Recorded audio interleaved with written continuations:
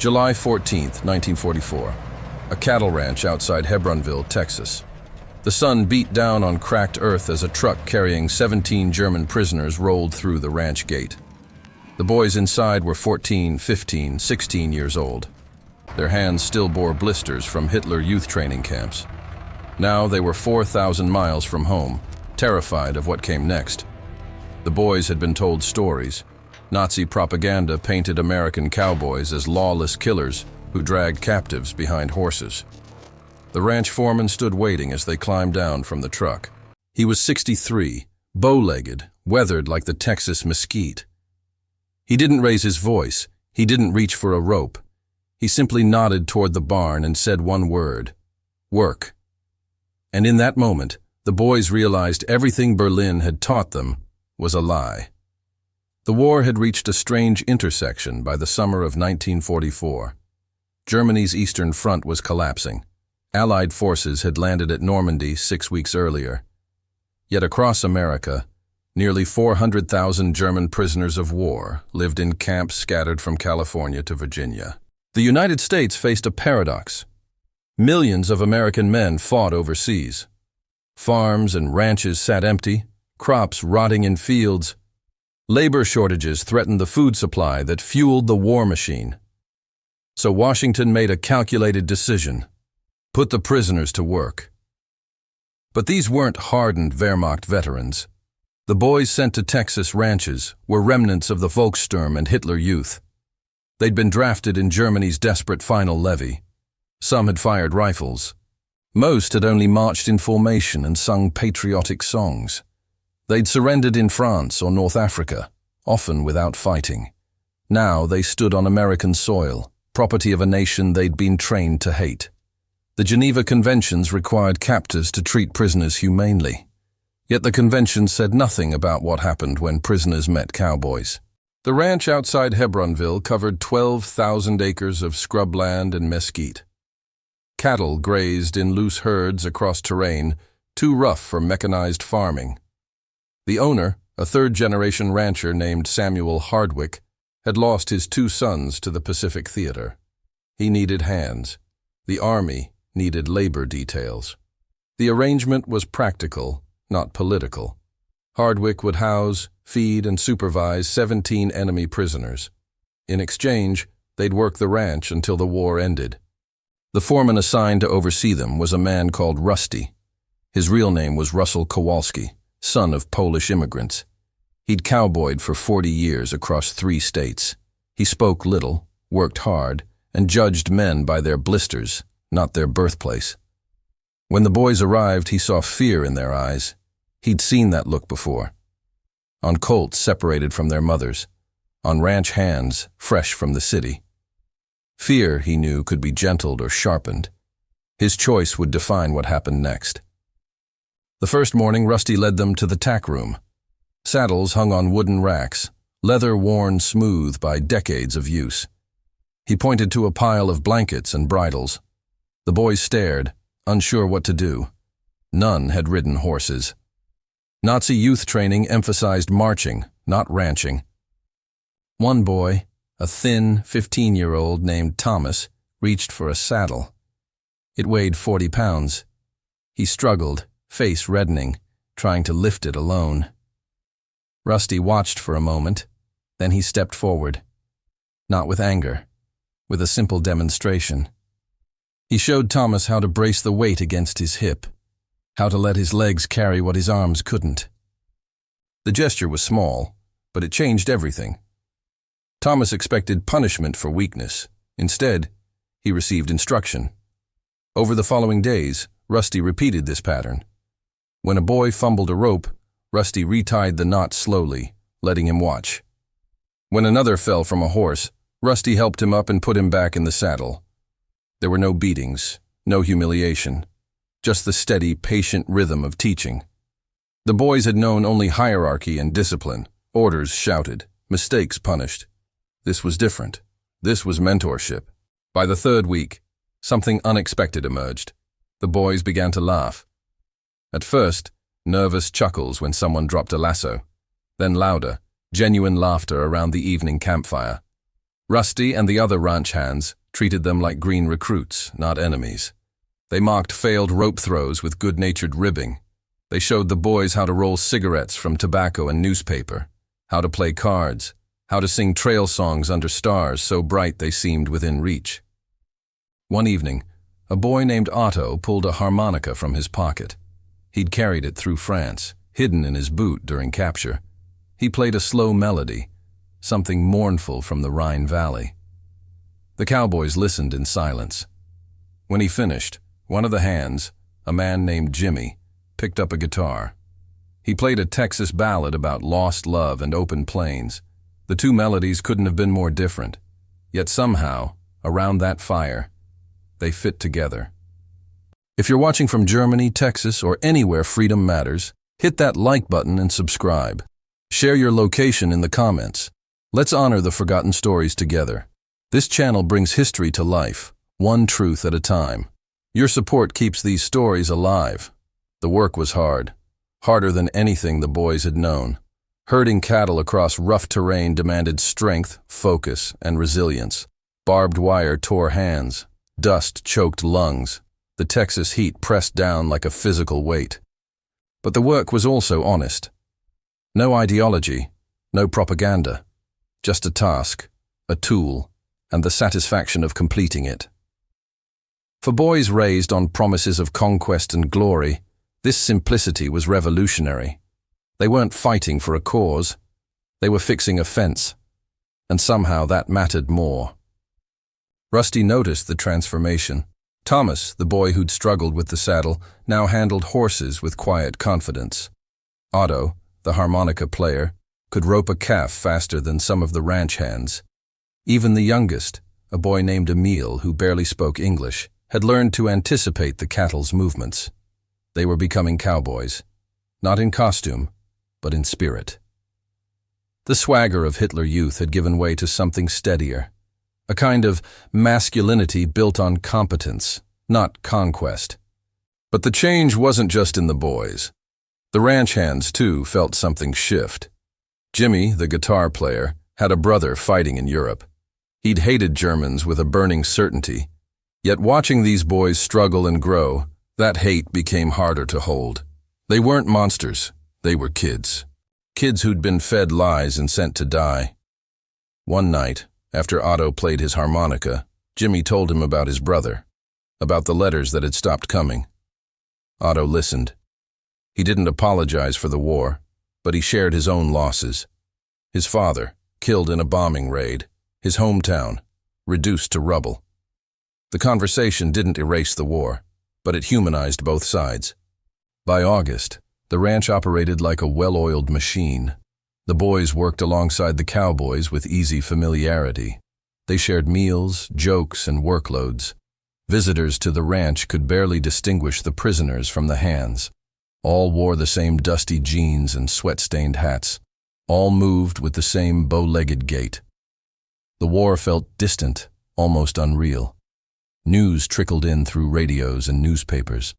The Allies advancing through France, the Soviets pushing into Poland. But on the ranch, time moved differently, marked by seasons, cattle drives, and the slow rhythm of days. Yet the boys never forgot they were prisoners. Armed guards accompanied them on supply runs to town. Their letters home were censored. They slept in a separate bunkhouse, doors locked from the outside.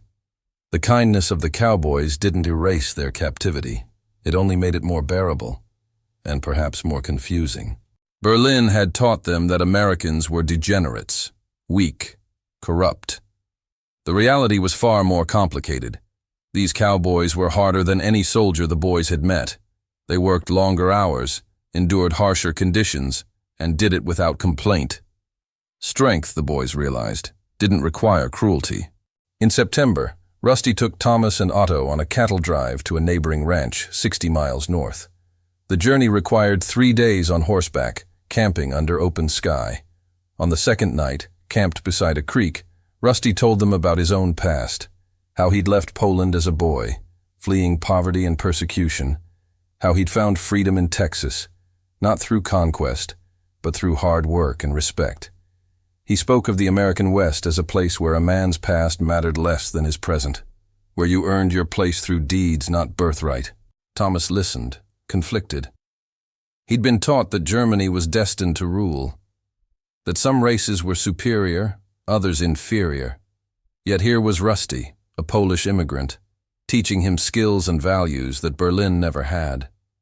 Otto asked a question that had been haunting him. Why treat us like brothers when we're enemies? Rusty thought for a long moment. Then he said something the boys never forgot. Because hate is easy. Teaching takes effort. And I'd rather build cowboys than break boys. That philosophy defined the ranch's approach to the prisoners. It wasn't naive. The guards remained vigilant. The rules stayed firm. But within those boundaries, the cowboys chose mentorship over exploitation. They didn't see slave labor, they saw potential, and that choice, small as it seemed, rippled outward. The boys worked harder, not because they were forced, but because they were respected. They learned faster, not because they feared punishment, but because they wanted to prove themselves. Berlin had taught them to obey. Texas taught them to grow. By October, the boys spoke English with thick accents but growing confidence. They debated American baseball versus German football. They traded recipes, their mother's cooking clashing with Texas chili. They even attended a town dance under guard, where local girls danced with them cautiously at first, then with genuine warmth. The war still raged overseas, but in Hebronville, it felt like a different lifetime. The boys began to imagine futures beyond the war. Thomas wanted to stay in America, work ranches, maybe own land someday. Otto dreamed of returning to Germany and rebuilding his destroyed town. Emil, the quiet one, just wanted to see his mother again. But reality intruded. In November, the camp commandant visited the ranch. He'd heard reports of fraternization, of prisoners and cowboys growing too friendly.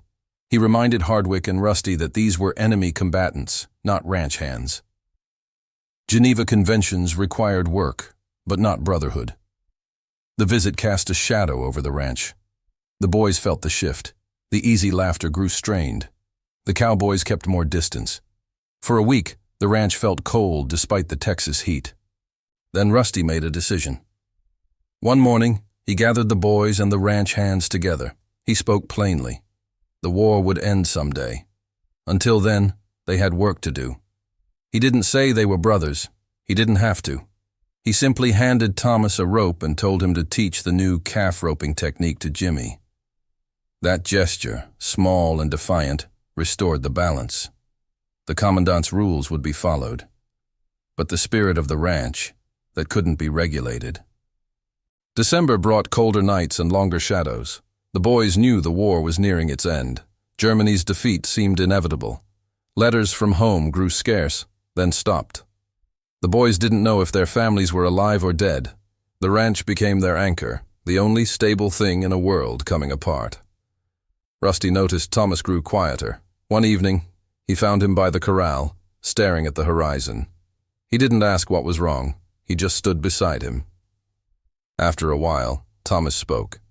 Berlin told us to conquer the world. Texas taught us how to ride it. That sentence captured everything. The boys had arrived believing in domination.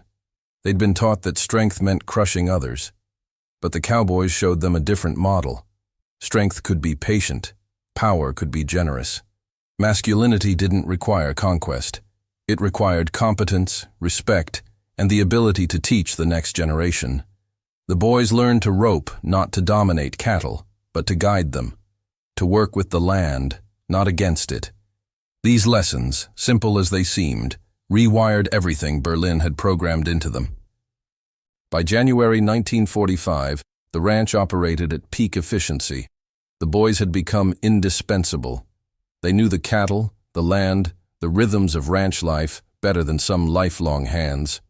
Hardwick told Rusty he'd never had a better crew. But everyone knew it couldn't last. The war in Europe was collapsing. Soon the boys would be sent home, or to other camps, or kept as prisoners indefinitely. The future was uncertain, so they focused on the present. Each day's work, each evening's campfire, each moment of normalcy in an abnormal world. In February, Germany began its final collapse. News reached the ranch in fragments. Cities burning, armies surrendering. The boys received it with numb silence. They'd known this was coming, but knowing didn't soften the blow. Everything they'd believed in was ash. Thomas asked Rusty what would happen to them now. Rusty didn't lie. He said he didn't know, but whatever came, they'd face it with the skills and values they'd learned. No one could take that away. March brought the first signs of spring. Wildflowers bloomed across the ranch.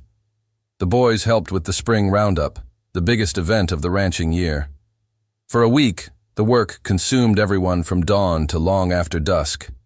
The boys rode hard, roped fast, and worked with the seamless coordination of a team that knew each other's rhythms. Around the campfire on the final night, Jimmy pulled out his guitar.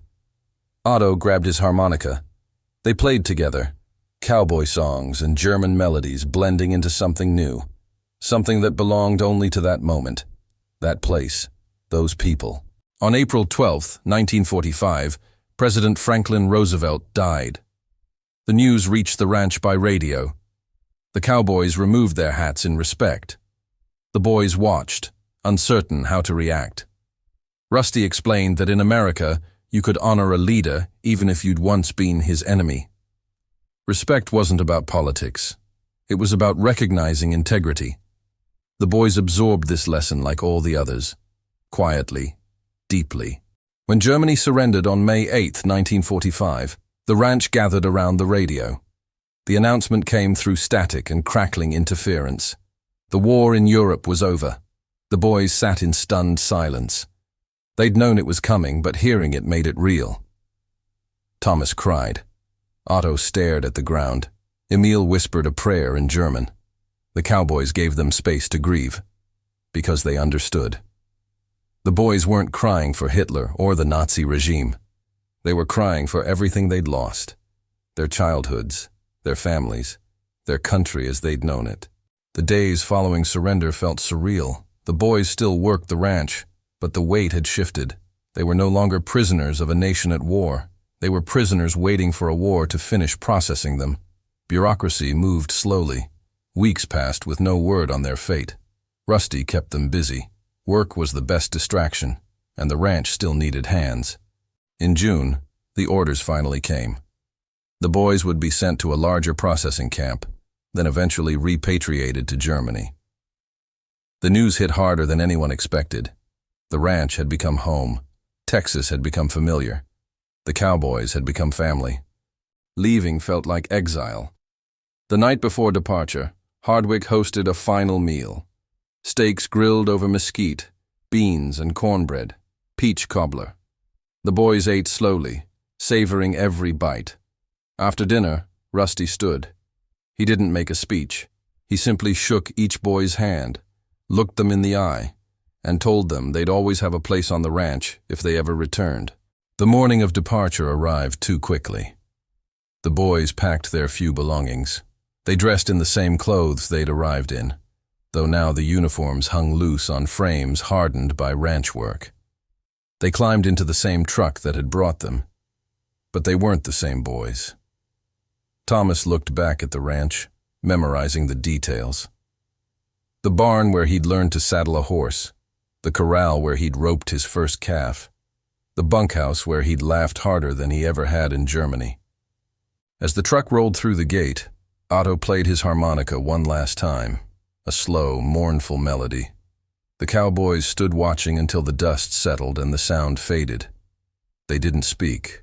There was nothing left to say. They'd done something rare in wartime. They'd chosen humanity over hatred, mentorship over exploitation, and in doing so, they'd changed 17 lives forever. The boys returned to a Germany they barely recognized. Cities lay in ruins. Families were scattered or gone. The world they'd fought for no longer existed, but they carried something with them.